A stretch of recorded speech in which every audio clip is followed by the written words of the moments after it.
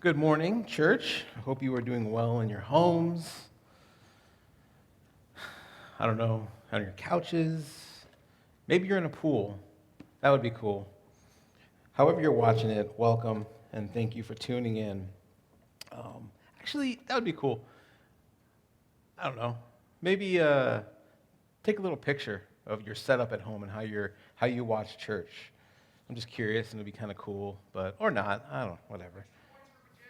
Yeah, extra points for. Well, yeah, you have to make sure you do have pants on, um, but yeah, that'd be cool. How does home at Granite Creek look like in your home?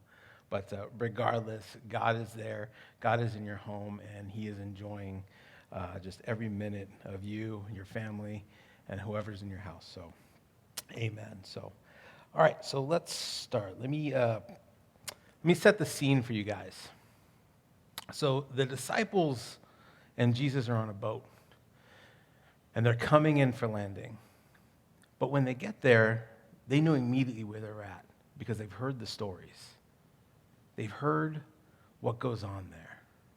You see, this wasn't a place that you go at night. And if you had to go during the day, well, then you made sure people were with you because, well, you're likely to get attacked or killed or mugged. They've heard the stories of this area amongst the tombs where the screams are. Yeah, they know not to go there, but here they are. And as that boat gets closer to the sand and the fog starts to go away, they hear those faint screams and their hearts start pounding. And every single disciple is wondering, what are we doing here? Have you been there? Have you had those moments of like, what is going on? And I'm following God. And we're here in one of the most scary, unreligious, unholy places in their area. The screams get louder and louder. And as they look on the beach, a man is just running in full sprint right towards them. And they are wondering, okay, when's Jesus getting back in the boat? We need to go, we need to go, we need to go. But he doesn't move. And as that man and that scream gets closer and closer, the man just looks right at Jesus and says, "What do you want from me?" Crazy scene. But if there's one thing we need to know, the Bible is full of stories. It's full of amazing, just cool things, but we have to understand context. We have to understand what is going on, what brought the disciples and what brought Jesus to this area. And so today I want to talk about that context. Why are they there? Why are they in this moment? So if you tuned in a couple weeks ago, I was preaching from my home, and I talked about suffering and how the best warriors in God's kingdoms are the ones with the scars. It's the ones that can come alongside you and say, look, I've been there. And so this is kind of a continuation of that. It's kind of a building up. And so I wanted to talk about kind of well, if you liked all my sports analogies last time, well, guess what? There's going to be a lot in this one too. So if you're a sports person, great. If you're not, I am sorry. I apologize. But as I mentioned a couple weeks ago, that I get the opportunity and the pleasure of coaching football. It's been just a strong desire of mine ever since I was a player because I wanted to be that guy that told them to keep running. There's just something about that that's fun. And so I wanted to be that guy. So I started coaching at another school, and I learned a lot of things and just learning and how to talk to players, how to make this and that and that. So when I applied to work in Claremont at the local junior high here, I got the job. They asked me all these questions. Well, what are you going to do? What's your ideas? What's your system? I explained all this kind of stuff. So when they said, okay, you got the job, I said, great. So when do I meet the head coach? They said, well, no, you are the head coach. I'm like, what? I've never been a head coach before, and I'm still hoping to learn from somebody because there is just so much to know. And so, but that fear kind of went away because I instantly got excited. Now, one thing about coaching football is that so coaches are like individual people. Like for some reason in football, when a coach gets on a team, it's a big deal. It can change things. So coaches actually matter in football because what they want to do is they get to create their own system. It's called system. It's like the strategy. It's the planning. It's not just the individual plays, hopefully just run this way and that way. No, it's a system. So it's almost like I have an answer to everything that the opposite team is going to give me. This is my key to winning games. It's my system. And so I was excited to do that. And so we do the tryouts. I look at all the kids. They have all different ranges of talent, experiences. Some never played football before, but they're really fast. Some are, career Pop Warner kids that have played football since they were 5. And so it's just the gamut. So I get to choose, okay, I want this kid with this talent because I can do this. I can get this kid, this kid, this kid, this kid. And I built what I felt was the ultimate team. And so we had this team, and I got to tell my system. I bring them into the first practice, and that's always a little rough because now you're trying to teach them something that maybe is different from, say, like their Pop Warner coaches are telling them. And you get that a lot because they're junior highs, and they're snippy, like, well, that's not what I learned, or that's not what I do. And I'm like, well, we're doing things different because it's my system. I get to do it. I get to implement. And I'm saying, trust me, we do this. We're going to set us up for this. And if we set us up for this, then we're going to score. It's all about that. It's the ultimate, to me, aside from chess, it's the next best thing to chess, right? It's like this, planning thing. So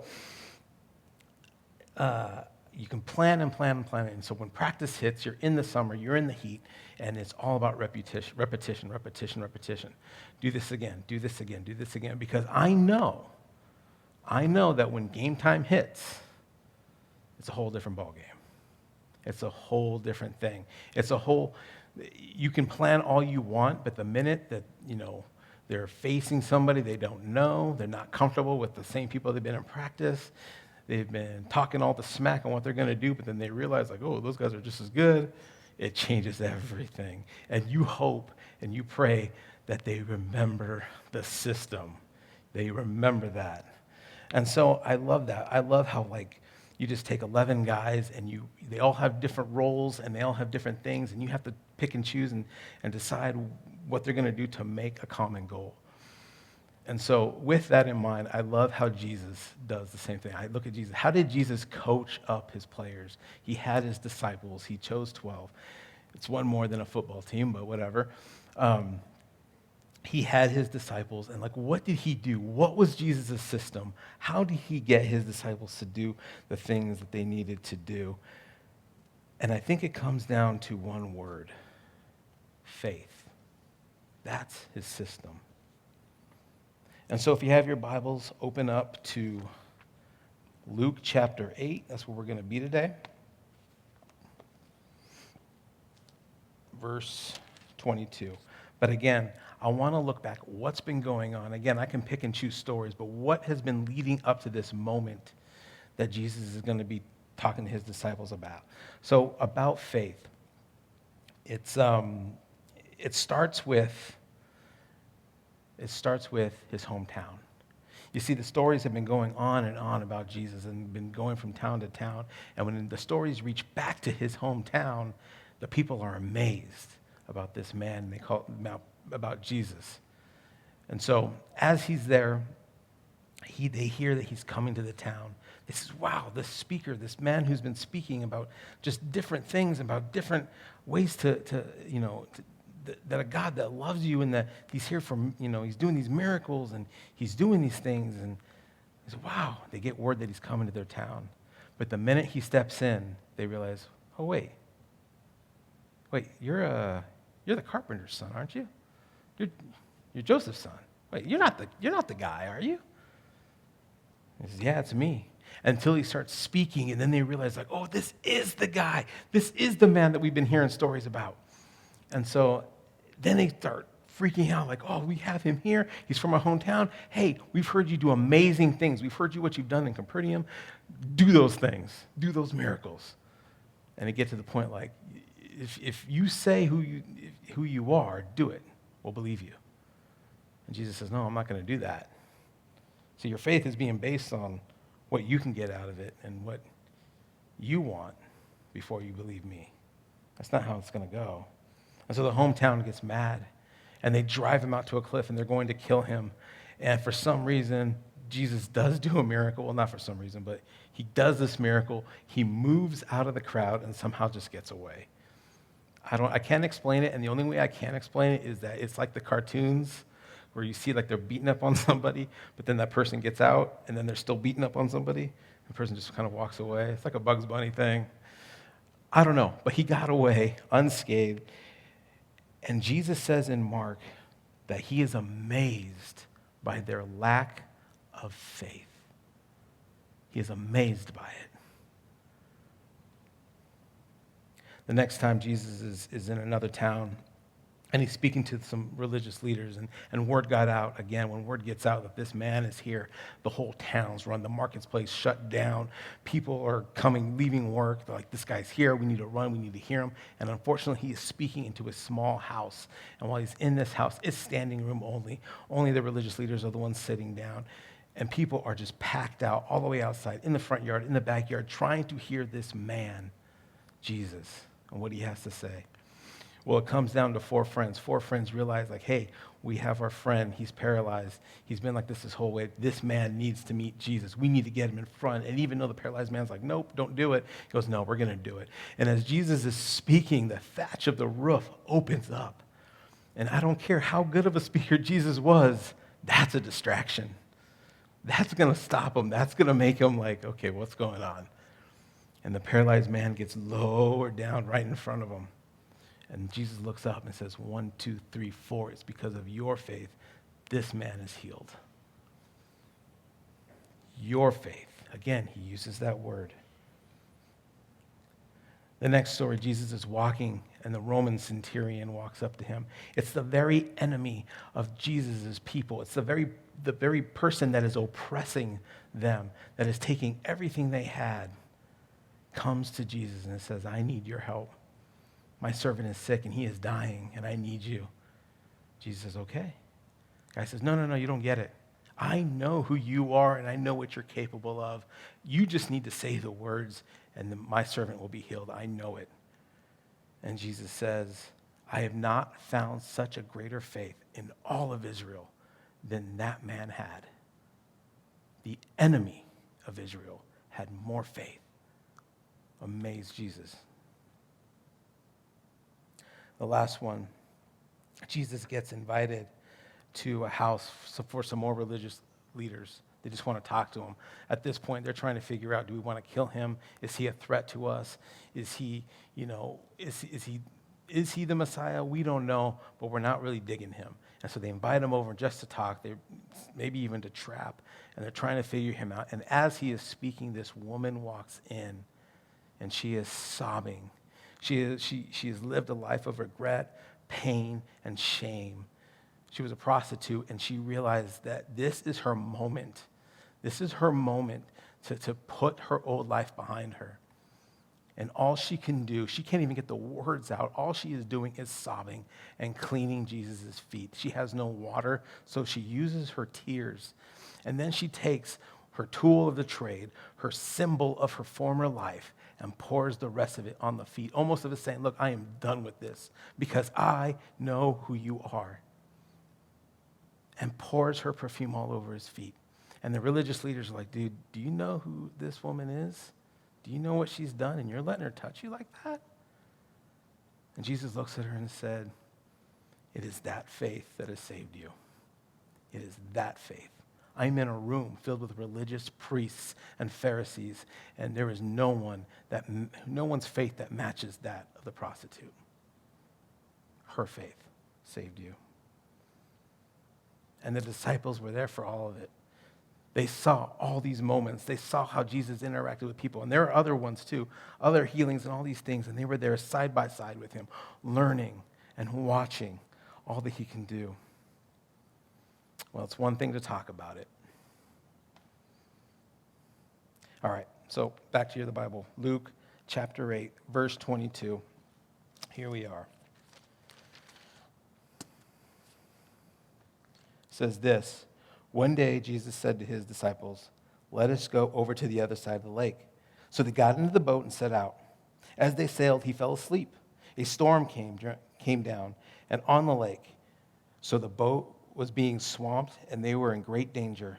The disciples went to wake him, saying, Master, Master, we are going to drown.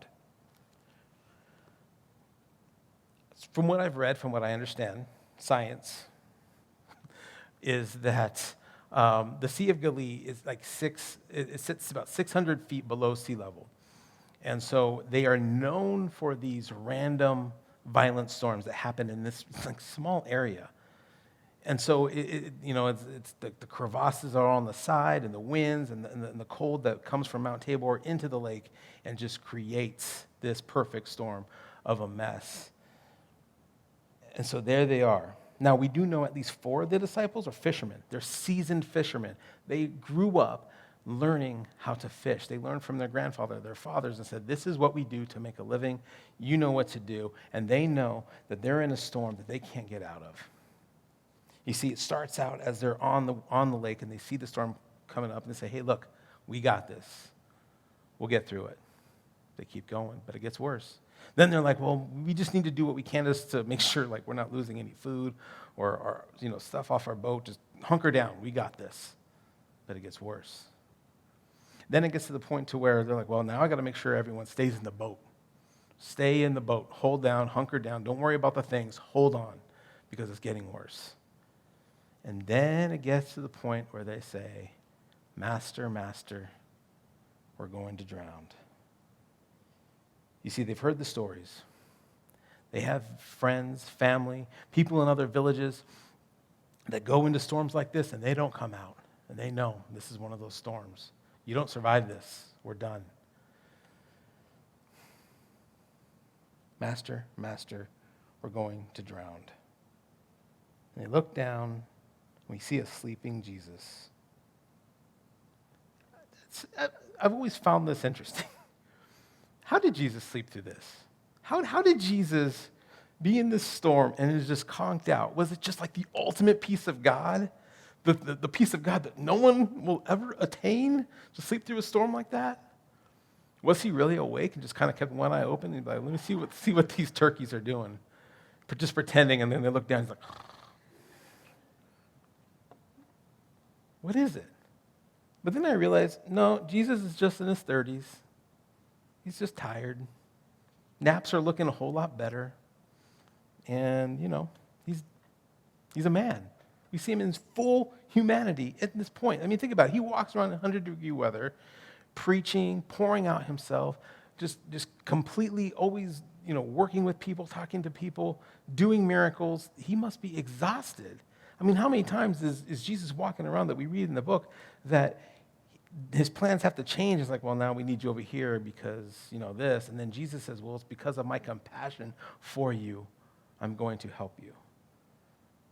He is exhausted and is just conked out on that boat. And of course, I'm sure like maybe he's like, the rocking of the boat helps him to fall asleep. And until his disciples grab him and say, Master, Master, we're going to drown, he wakes up. We see him in full human mode. But then he gets up. He got up and rebuked the wind and the raging waters. The storm subsided and all was calm. Where is your faith? He asked the disciples. In fear and amazement, they asked one another, who is this? He commands even the winds and the water, and they obey him.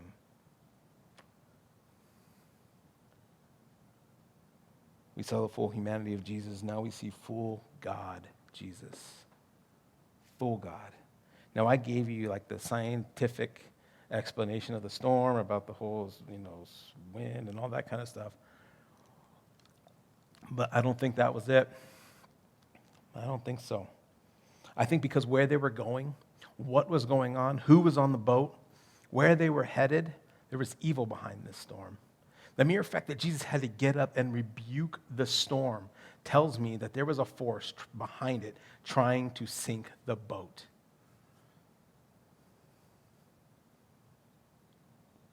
What a sight that must have been, right? I mean, think about it. There's going to be a lot of things I'm going to want to see in history when I'm in heaven. I'm like, God, show me this, show me this. How did this happen? This is one of them because we get sleepy Jesus wakes up. And you ever been in a situation where you have to wake up immediately because, like a kid staring you in the face or whatever, but wakes up fully ready to go and just rebukes the storm. It must have been like a fight. I mean, think about this last storm. Gets up, Jesus gets up, does his thing. That storm gives one final push. Must have been like a roaring lion coming right at him. Jesus' fists clench and just saying, stop. The disciples didn't see it. They thought they were going to die. Their eyes are closed. But as the boat starts to slow down its rocking, the pins and needles of the rain starts to feel like a gentle breeze or gentle mist. Then they start to look up and they open their eyes and they realize they're not dead, but there's still one man standing, and it's Jesus. And he says to them, "Where is your faith? Where is your faith?" And they say, "Who is this man?" They answered a question with a question, which I can't stand, but they did it.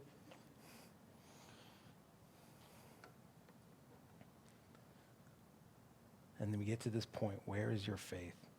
Now, here's the deal. This is a story you hear in like Sunday school, catechism. I've heard it before my whole life. And when you're a little kid, it just gets to that point where they say, like, okay, little boys and girls, see, now if you have Jesus in your boat, don't forget, because he'll get you out of any storm. Don't be like the disciples because, blah, blah, blah, blah. And it's really simple and really basic. And I'm just like, no, there's got to be more to this story. There's got to be more that's going on. Rarely do we get to the point of context when you're a kid. But for me, I was always like, no, there's got to be more to this story. This doesn't make sense. I mean, after all, Jesus is the one that told them to get on the boat. Did Jesus cause the storm? Was this all part of the plan? And I don't know. I don't think so. Number one, what can we take away from this story? Sometimes nice guys do finish last. I don't know how else to say it.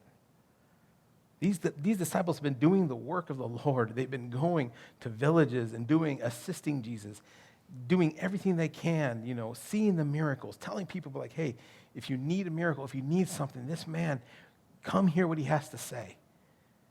They have been just full ministry with this man. They were fully obedient. When Jesus says, hey, let's get in the boat, no questions asked. Okay, let's get in the boat. And they take off. Fully obedient. Sometimes it's our own obedience that leads us into storms. Now, see, some of you at home might need to hear this, because maybe you're going through something right now, and you're saying, man, my life sucks. And the reason why my life sucks is because I'm just trying to be obedient. And I get that. I've been there.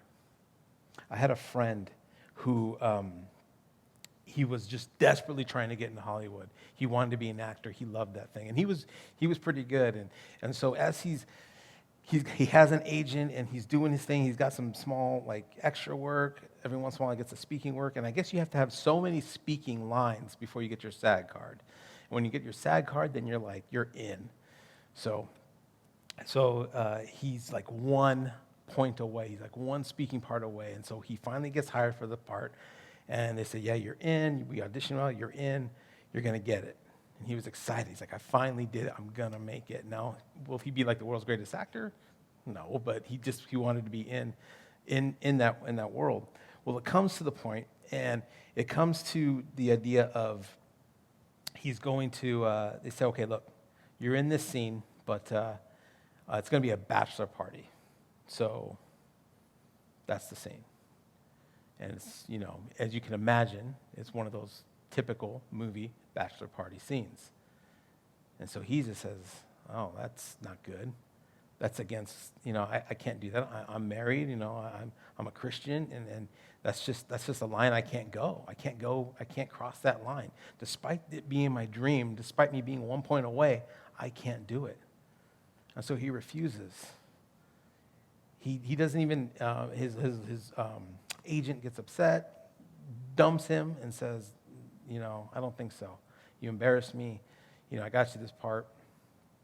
And, we're done. And for a moment, his life sucked because he was being obedient. He lives a great life now. He has an amazing job. But he had that moment because he's being obedient. Sometimes obedience leads us into storms. Sometimes it does. But I guarantee you every time that being obedient will lead you out of it. I promise you that. See, when I got to go to Africa last year, we did the safari, and there were times on the safari where I would almost forget like I'm in Africa. Like it looks like just like a field here in Claremont. And it just looks calm and serene until you get reminded that like at the minute you take a step out this Jeep, there are like a billion things that could kill you, right?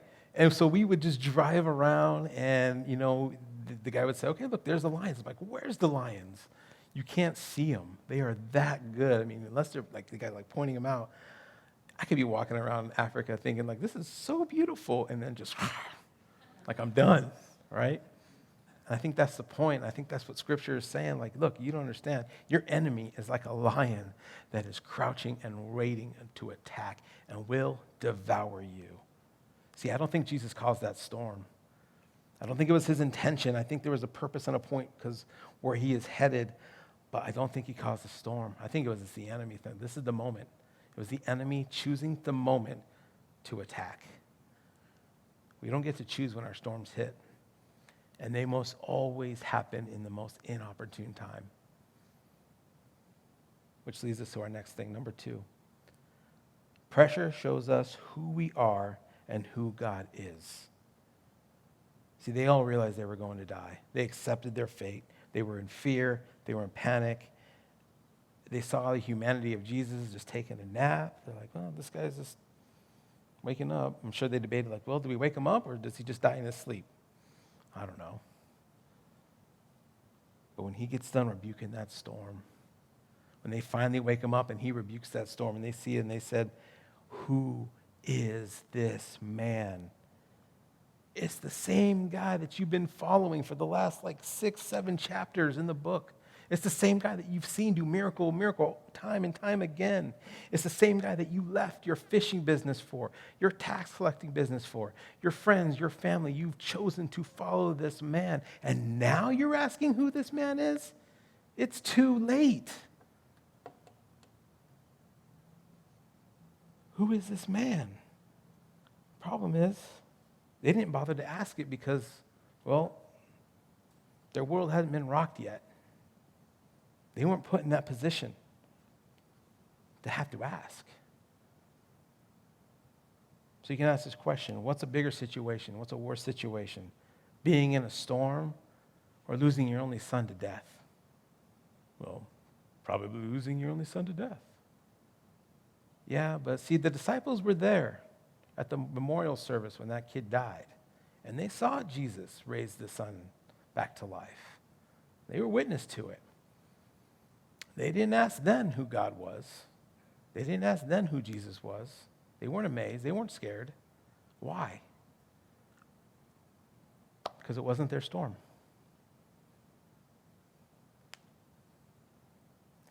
What's worse, being in a storm or being covered in leprosy in a time when there was no medicine to cure it?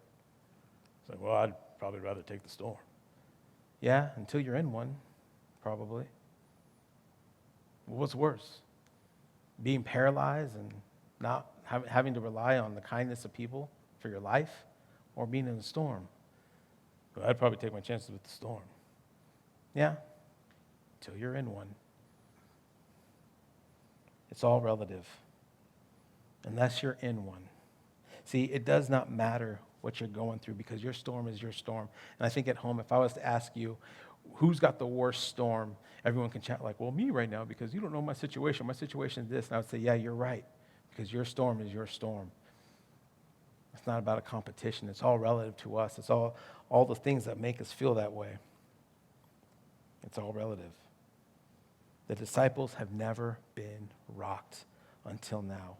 And it's not until when they're rocked do they realize who they have in that boat.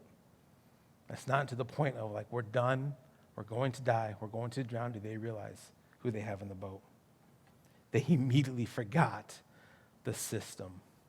They immediately forgot what they were supposed to do.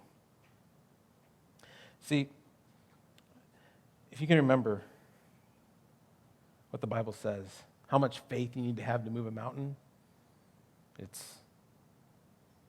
I'm giving you guys all a chance at home to say, a mustard seed. Right? It's a mustard seed, right?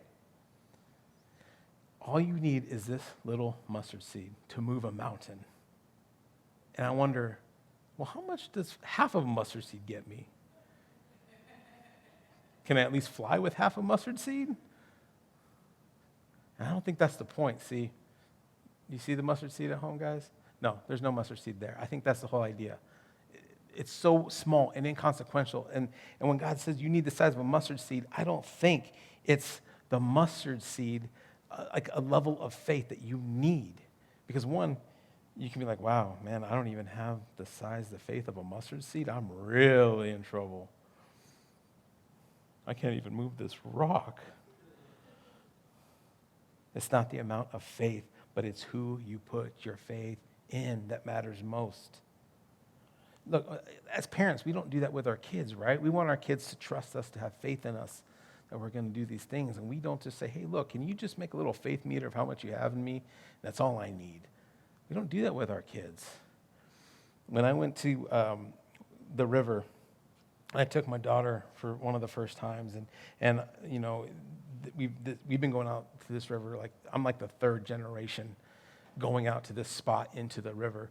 And so one of the things you do at the river is that you jump off the dock, because that is one of the best things you do as a kid. And so I can't wait to take my daughter out, have her jump off that dock. Of course, she can't swim. She's got the floaties, but I'm there to catch her. She's not going to drown, because that's what kids do. I know that she would love it. I know how much fun she would have from it. I'm confident in that, right? And so we get to the dock. I say, okay, honey, jump. She says, nope. I'm like, what are you talking about? This is what kids do. You're supposed to jump into the water. Daddy will catch you, and then you're going to want to do it probably like another 1,000 times. She goes, nope. I'm like, honey, my whole family's here. You're embarrassing me. Jump into the water. You're supposed to do this. Nope. And I don't know how long it was, but it felt like hours. Who knows? She just would not jump. And in my head, I'm thinking, don't you understand? Don't you understand how much fun you're going to have? Just trust me. Have faith in me that I'm going to catch you, and you're not going to drown in this like waist deep of water. You're going to have fun. She finally jumped. And do you think what I did when she jumped and she came out of that water? I picked her up and I said, see, you miserable child? How dare you? You should have believed me the very first time I said I was going to catch you. No, I didn't do that. I celebrated it. We high-fived, we hugged. She said, I'm going to do it again. I'm going to say, absolutely, we'll do it again. You see, Jesus said, where is your faith? Not how much faith you have. He didn't, like, after rebuking the storm, he says, okay, faith check. What's your levels at? He didn't do that. He just said, where is it? Is it in your ability to steer the boat, or is it me? There's a big difference between knowing Jesus that is in your boat and knowing the Jesus that is in your boat. Their own words gave it away when they said, who is this? They showed immediately that they had no clue who he was. See, they were treating him as a last resort and not a first resource. And the disciples had no clue who they had, that they had the Son of God in their boat. Now, look, I don't like storms, and I hope I don't go through any more. I truly hope that. I hope no one in our church goes through them. And those storms can all look different. Storms with family, storms with friends, financial storms, job storms. Who knows? They're all going to look different. And I hope we don't go through them. But I do know this, that when we are faced with them, it's going to show us. It's going to show us how we think of God. And how God is, how God works in our life. So by all accounts, these disciples failed. They failed the test. They had their moment. They've been seeing faith work in and out throughout their whole time with Jesus, but they failed in this moment because they freaked out. They forgot their system. They were in game time mode, and they completely forgot about what they've been trained to do. When again, it gets to that point when I'm coaching football, and you just got a lot of kids thinking, why are we doing this? And I'm like, well, because of this. Repetition, we're doing it again and again and again. And it's not until when you're in the game, because when you're in the game, it changes everything.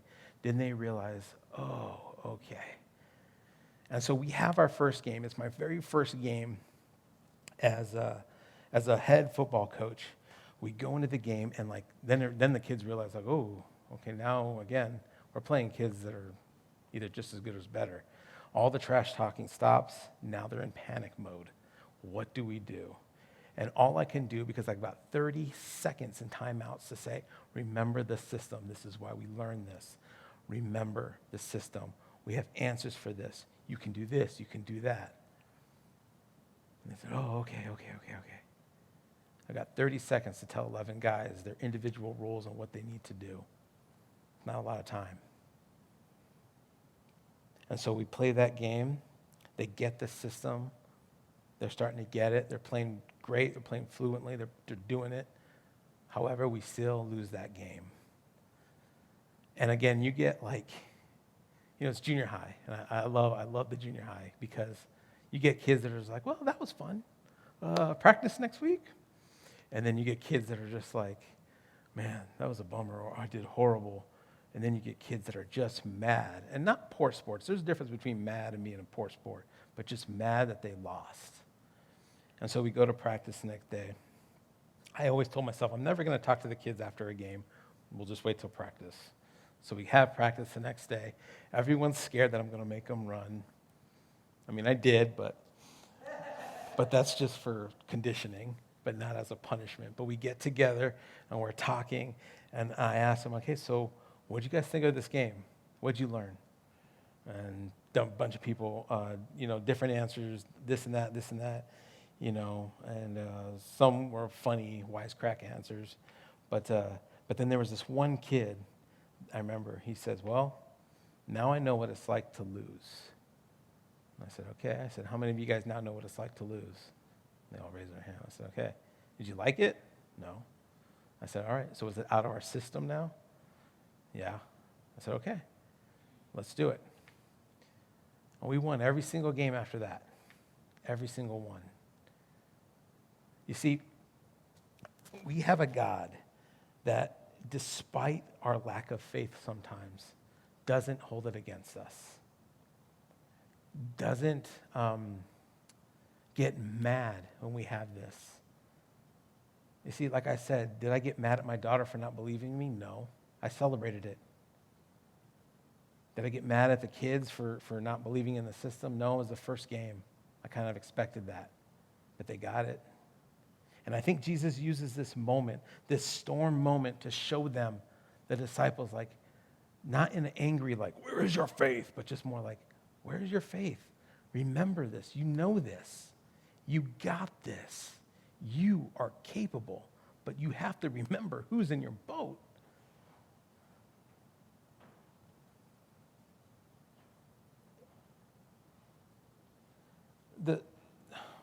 Maybe you're at home, and maybe you're in a storm now, and you don't know what to do. Well, I pray that God will show you who he is this week. He will show you who he is. Maybe you're in a storm, but you feel that you have failed, that you were like the disciples, and that you had this moment of not believing, not trusting. Well, you don't have a God that's angry. You have a God that is next to you, like, I am sorry that you felt that you went through that alone, but I'm here now. I've always been with you. Just know who I am. Maybe you have learned from the storm. Maybe now you know, I'm not going to go through that again alone. Because the thing is, there's always going to be another storm. Our God knows our fears. He knows our anxieties, and he knows our reactions to the storm. He loves you. He just wants you to use him as the first resource, not the last resort. He wants to be there for you at all things. In the first service, Pastor Landon, as he was singing, he was saying this thing. He said, sing these worship songs to your problems. He didn't even know what I was speaking on. He just said it. So I love that. Tell your God your problems, but at the same time, tell your problems who your God is. They won't compare. So much. So going back to the beginning, the disciples have just survived the storm. They are now finishing their trek across the Sea of Galilee. And then they realize, wait, Jesus, we just survived the storm. Where are you taking us? I want us to go there. Oh, but you know what goes there, right? It's nothing but tombs, pigs, and the demonic. Why are we going there? It's because we need to go there. And as they get there, they bring their boat. That boat hits the sand, and that man comes running full sprint with eyes more animalistic than human, screaming, "What do you want from me?" And the disciples standing there thinking, why are we here? What is going on? And we will talk about that story next week. So to be continued. That will be next week's stories, because here's the deal. And if Landon wants to come on up. As the disciples get through the storm, there is more. There's a reason why Jesus wants us to get the system of faith, because you're going to need it. You got to get the faith, because what's going to happen is I'm going to empower you for what's coming next. And again, that's next week. If Jesus was a coach, his system would be faith. Let's not fight it. Let's just jump all in on it. Let God be the first resort, the first resource, not the last resort. God wants to do amazing things in your life, in your home, with your friends, with your families, with your job, in every aspect of your life. God says, I have amazing things that only you can do. But you got to get this faith thing first. Because otherwise, you're going to be rowing in a storm. So, Father in heaven, I thank you for your patience. I thank you that you're a God that loves us, that you're a God that does not get mad or does not throw tantrums the minute that we lose faith or doesn't get any upset, but you're a God that knows us intimately, knows us our deep and darkest fears, and says, I get it, come to me. Be with me. Have faith in me. And let me show you what I can do. So, Father in heaven, be with the families at home. Be with the people at home. Be with the kids at home. Be in their homes and quiet their storms. I'm telling you, I just felt, and I said this first service, if you're in the middle of a storm, I feel like this week, if you want it, God is going to show himself to you in such a mighty way that you're never going to forget that he is sleeping in your boat ever again. It's this week. So, Father, be with them. We love you. In your name, amen.